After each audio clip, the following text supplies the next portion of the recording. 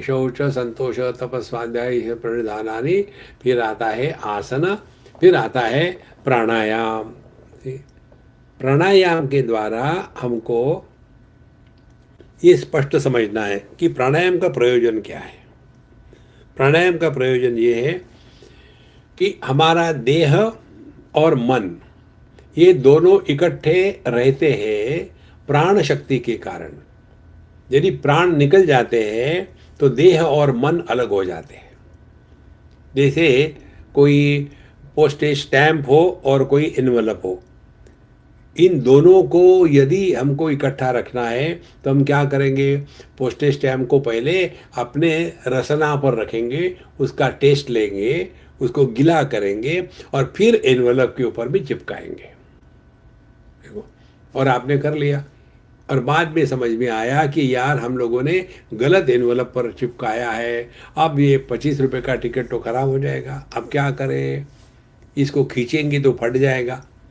फिर हम क्या करते हैं, उस एनवलप को पानी में डाल देते हैं। पानी में डालने से उसमें का जो गोंद था दोनों को इकट्ठा रखने वाला, वो पिघल जाएगा और आप उस एनवलप से उस टिकट को अलग आराम से कर सकते हैं और फिर उसका प्रयोग कर सकते हैं। इसी प्रकार से देह और प्राण, इन दोनों को इकट्ठा करने वाली जो शक्ति है वो प्राण शक्ति है। प्राणायाम, देखो, फिर प्राणायाम का क्या हमको अभ्यास करना है। प्राणायाम का अभ्यास यही करना है कि जितने हम विक्षेपित होंगे मानसिक दृष्टि से, उतने हमारे प्राण बड़े गुस्से में चलेंगे। जितने आप शरीर को कष्ट देंगे, जैसे आप दौड़ने के बाद आपके प्राण शांत नहीं रहते, बहुत विक्षेपित हो जाते, क्योंकि ये करना वो करना, इतना सारा प्राण वायु की आवश्यकता है, इसीलिए वो बहुत जोर से चलता है।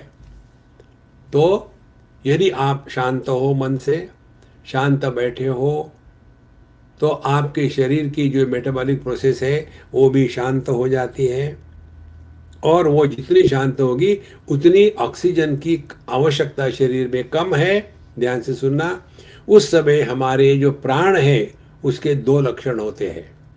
एक तो प्राण बड़े हल्के फुल्के चलते हैं, नासाभ्यंतर चारिणो भगवान कहते हैं।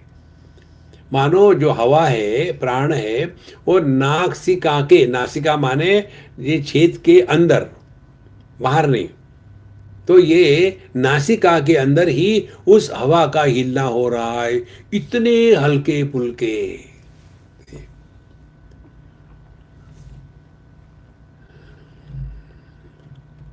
और बड़े धीमे धीमे, जल्दी जल्दी नहीं, नहीं ऐसे नहीं।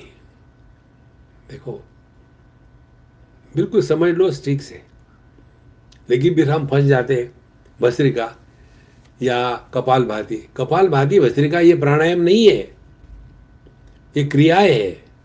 देखो, अनुलोम विलोम प्राणायाम है, तो उसके द्वारा भी यही होता है। जब अनुलोम विलोम आप करो तो उसके द्वारा अपने शरीर में जितने भी टॉक्सिन्स है वायु रूप से, वो खून में, अपने ब्लड में एकदम सैचुरेट हो जाते हैं और उसका प्रभाव सभी जोड़ों पर पड़ता है और फिर वहाँ दर्द होता है। तो अनुलोम विलोम करने से वो सब के सब जितने भी टॉक्सिन्स है वो निकल जाते हैं, और फिर हमारे शरीर में जो टॉक्सिन्स इकट्ठे हो गए थे वो निकलने के बाद शरीर स्वस्थ रहता है। और ऐसे स्वस्थ शरीर में ही हम रहने लगेंगे, तब शरीर के प्रति जो आकर्षण है, शरीर को लेकर के हटेंगे, फिर हमारा ध्यान किसी उच्च वस्तु की तरफ जाएगा। और उच्च वस्तु है अपना स्वरूप। देखो, जिस आदमी को रूट कैनल हो रहा हो और वो मेडिटेशन के लिए बैठेगा, तो उसका मेडिटेशन क्या होगा? सेंटिडेंटल मेडिटेशन, ट्रांसेंडेंटल नहीं होगा।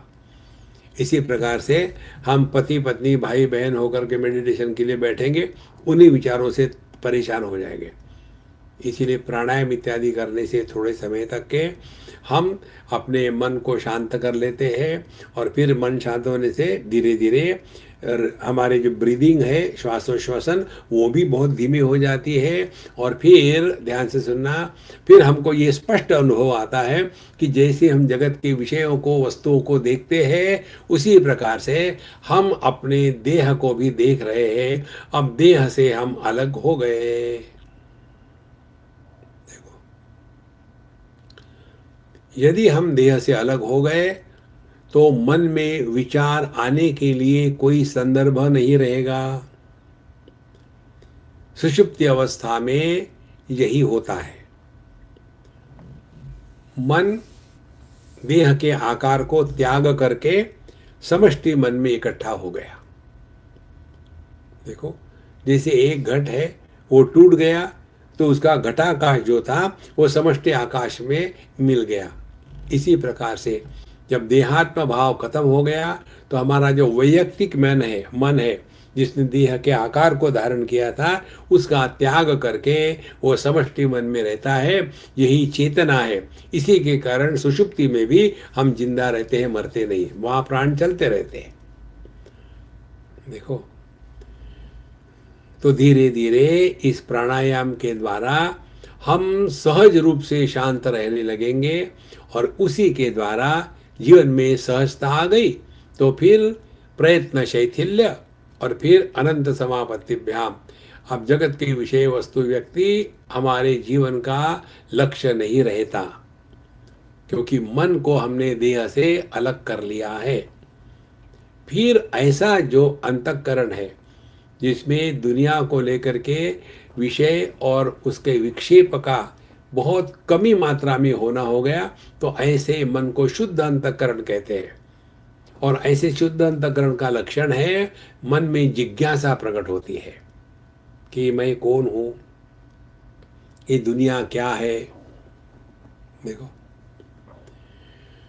और फिर पता चलता है कि मेरे कारण दुनिया है कि दुनिया के कारण मैं हूं।